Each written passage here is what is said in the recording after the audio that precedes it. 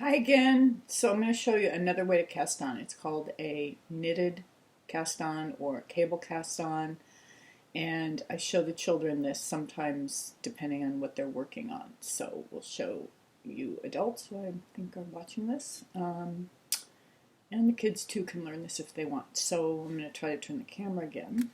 This laptop. There. Can you see my hands? So this doesn't require a long tail, so you can just take a few inches, 5 or 6 inches, and put your slip knot here. So you just are going to use this as your working yarn. This is the yarn you're going to use. You're just going to use one.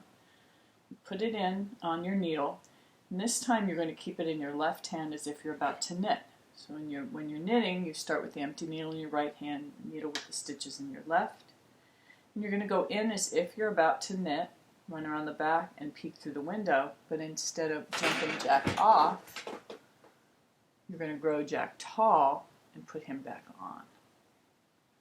So you go in through the front door, run around the back, peek through the window, but instead of jumping Jack, this is Jack, off, you're going to grow Jack tall and put him on. In through the front door, run around the back, peek, grow, and put him on.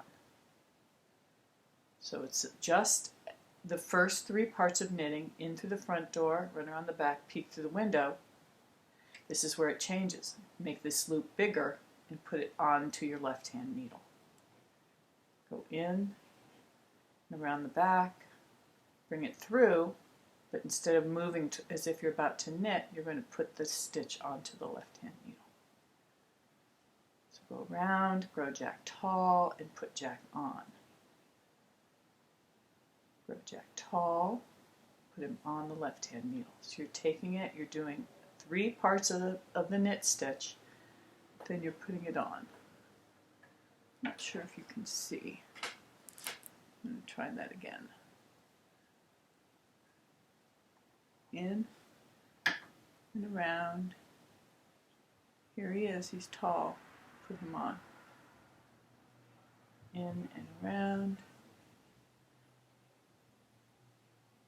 In through the front door, run on the back, peek through the window, then stop, grow Jack tall, here's the loop, put it on the needle.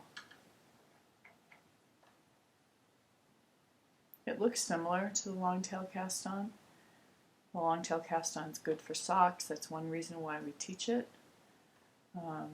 It's stretchier and it's easier to knit from, because it's more secure. Because when you go to knit, this one's secure also.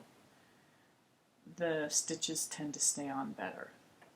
The kind of cast on that a lot of people do where they just put their finger around and put it on makes it very difficult to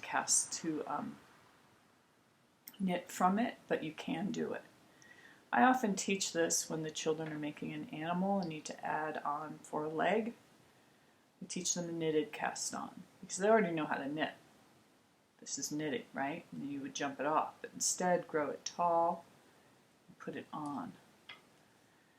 But in my opinion, it confuses people in the beginning because you're doing it partially. So we cast on the long tail is a completely different way, because it's a whole different process to learn. So you've just cast on.